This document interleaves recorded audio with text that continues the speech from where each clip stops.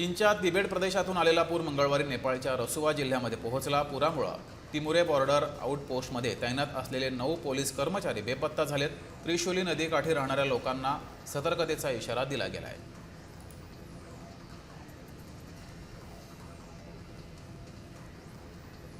Ethanol उद्योग वर्षभरासाठी ठप्प होण्याची शक्यता आहे। साखर खरेदी दर 38 रुपयांपेक्षा जास्त राहिल्यास इथेनॉल उत्पादन करणं आर्थिकदृष्ट्या अशक्य आहे।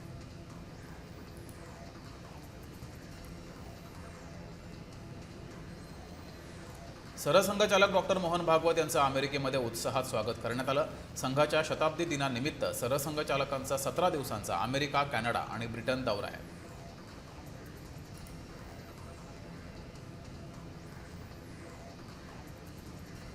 पंतप्रधान नरेंद्र मोदी राष्ट्रीय क्रीडा दिनानिमित्त देशातील युवा खेळाडूंसोबत संवाद साधणार आहेत। 8 लाखांपेक्षा अधिक खेळाडू यामध्ये सहभागी होणार आहेत।